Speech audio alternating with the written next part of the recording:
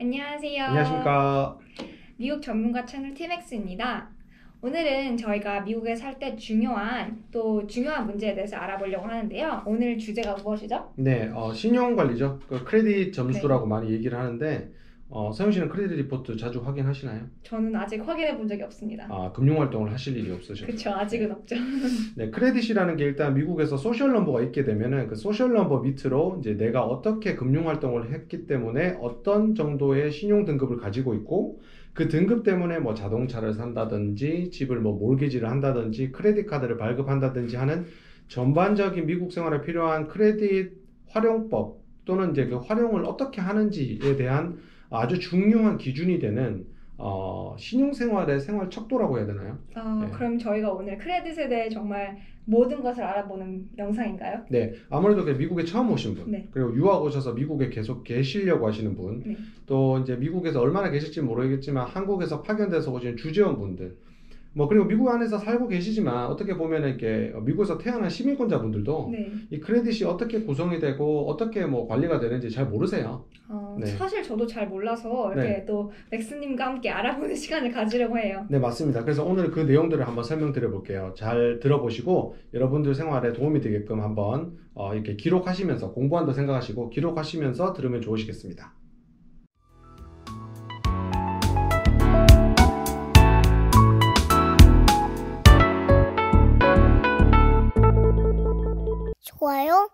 좋아요, 구독. 네, 그럼 첫 번째 질문으로 개인 신용 평가는 누가 어떻게 하는 건가요? 네, 일단 미국에서는 3대 크레딧 뷰로가 있어요. 네. 신용평가 기관인데 트랜스유니언, 에코팩스, 익스피리언 이렇게 세 군데가 있는데 네. 점수를 계산하는 방법은 각 뷰로마다 약간씩 다릅니다. 근데 전체적으로 우리가 흔히 신용기관에서 사용하는 점수를 파이코 스코어라고 하는데 네. 그 파이코 스코어가 몇 점인지에 따라서 개인이 활용할 수 있는 신용 등급이나 신용 기록에 대한 활용 방식은 완전히 달라지죠. 네. 그럼 어떤 것들이 크레딧 점수에 영향을 미치나요? 네, 크레딧 점수를 계산하는데 여러 가지 것들이 있는데 보통 이제 최근에 사용한 기록, 네. 최근 히스토리죠. 최근에 크레딧 카드를 만들었다든지 뭐 자동차를 샀다든지 이런 거. 내가 빌려 쓰고 잘 갚은 기록도 최근 기록이죠. 네. 그리고 전체 크레딧 히스토리의 길이, 그 다음에 내가 가지고 있는 채무의 양, 그리고 내가 갖고 있는 전체 신용 한도 안에서 내가 얼마만큼 크레딧 카드를 사용해서 채무를 갖고 있는지 하는 채무 비율 등등등 이런 것들이 점수로 계산이 돼서 크레딧 점수가 결정이 돼요.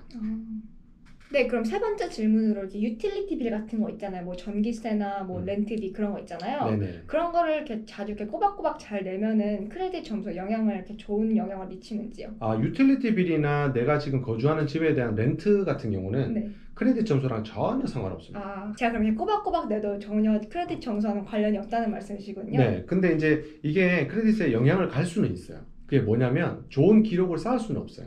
이게 금융 활동이 아니기 때문에. 네. 근데 어떤 경우에 이제 이게 영향을 미치냐면 내가 만약에 렌트를 안 냈어요. 네. 그러면은 이게 렌트 안 냈다고 이제 그 랜드로드랑 이렇게 소송이 일어나거나 이러겠죠. 그렇죠. 문제가 일어날 수 있겠죠. 그렇죠. 그러면 그게 이제 뭐 소송을 해서 법원에서 판결을 받고 이렇게 하면 그 채무에 대해서 내 신용 기록에 올라올 수가 있습니다. 또는 아까 유틸리티도 마찬가지예요. 내가 뭐 전기비를 안 냈는데 그 전기비를 회사에서 그거를 컬렉션으로 넘겨버리는 거예요. 채권 출심하는 곳이죠. 네. 그럼 그 컬렉션 회사에서 얘가 돈을 뭐 90일 늦었다, 뭐 80일 늦었다 이런 늦은 기록 내용을 내 크레딧 리포트에 크레딧 뷰로를 통해서 리포트를 해버리면 내 점수는 당연히 내려가겠죠. 떨어지게 되죠. 네, 이렇게 미국에 이민도 오시고 유학도 오시는 분들도 많은데 미국의 또 체류 신분만큼 중요한 게 크레딧이라고 정말 이렇게 느껴지네요. 네, 맞습니다. 네, 그러면은 그 크레딧 점수 구성이 어떻게 되는지 좀 설명해 주시면 좋겠어요. 네, 크레딧 점수는 350점부터 파이코 스코어라고 하는 그 점수가요. 350점부터 이제 850점 정도까지를 이제 범위로 잡는데 네. 사실 좀 기록이 굉장히 안 좋아도 400점 이하로 나오는 경우는 잘 없습니다. 왜냐면 아까 전에 구성하는 그 설명을 했을 때 최근 히스토리라는 게 있었거든요. 네. 그 최근 히스토리라는 게 늘 존재를 하기 때문에 400점대 밑에는 저는 아직까지 살면서 본 적이 없어요. 네.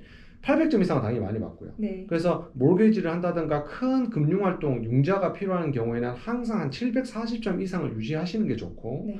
한 690점 밑으로 떨어지게 되면은 크레딧 카드 발급이라든지 자동차 구매라든지 이런 것들을 할 때 굉장히 높은 이자율을 받거나 또는 거절을 당할 수도 있는 그런 불이익을 당할 수도 있어요. 그래서 그럼 가장 좋은 범위는 800점 이상이라는 네, 말씀이시네요. 800점 이상은 거의 엑설런트고요. 한 700점 이상, 한 740점 이상 유지를 하시면 네. 좋은 신용 등급이라고 생각하시면 돼요.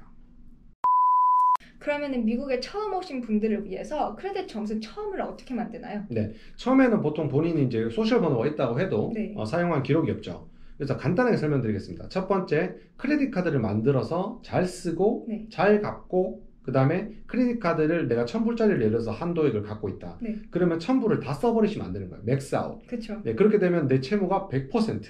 내가 쓸 수 있는 한도는 1000인데 1000불을 다 썼으니까 100% 채무율을 갖고 있으니까 크레딧 점수는 급속히 하락을 하겠죠. 그쵸. 네, 그래서 크레딧 카드. 두 번째, 내 배우자나 아주 믿을 수 있는 사람과 조인트 어카운트를 만들어서 같이 공동으로 크레딧 히스토리가 쌓일 수 있게끔 하는 방법. 그죠? 네. 그리고 세 번째, 자동차. 일단 뭐 집은 뭐 솔직히 사람이 좀 뭐 결혼도 하고 좀 나이가 있어야지 보통 돈이 모여야지 살 수 있는 거니까 자동차를 구매하는 방법은 리스도 있고요. 네. 자동차를 구매했을 때 그 자동차를 잘 계약을 해서 사용하고 납부하는 그 기록은 크레딧 리포트에 올라갑니다. 리스도 마찬가지고요. 그래서 그런 자동차를 구매나 리스를 하셔서 잘 갚은 그런 기록, 이런 것들로부터 보통 이제 크레딧 히스토리를 쌓기 시작해요. 그럼 제 크레딧 점수를 이렇게 정말 실질적으로 활용을 하려면 어느 정도 크레딧을 쌓아야 되는 건가요? 네, 아까처럼 그렇게 점수가 나오고 내 신용도를 조회를 하려면 일단 보통 이제 미국에 있는 그 Fair Credit Reporting Act라는 그 법 때문에 1년에 한 번 정도는 무료로 내 크레딧 리포트를 조회해 볼 수 있어요. 네. annualcreditreport.com 이런 데 들어가시면 나중에 링크를 밑에 걸어 드릴게요. 그런 데 들어가시면 아까 말씀드린 세 개의 그 뷰로 Experian, Equifax, TransUnion 이 세 군데에서 전부 다 리포트를 동시에 받아볼 수 있는데 이렇게 히스토리를 받아보시기 위해서는 보통 최소한 6개월 내지는 한 1년 정도 내 크레딧 히스토리가 쌓여야지만 어느 적정 수준으로 마음껏 활용할 수 있는 크레딧이 내 기록에 쌓인다.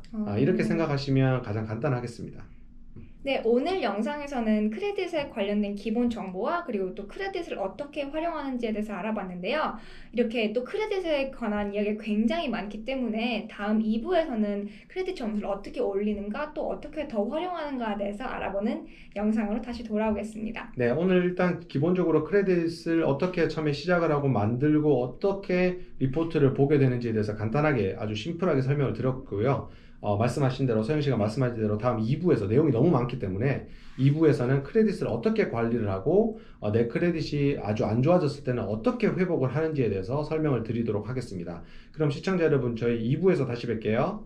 안녕히 계세요. 감사합니다. 좋아요, 구독 꼭 눌러주세요. 알았죠? 좋아요, 구독 꼭 눌러주세요. 알았죠?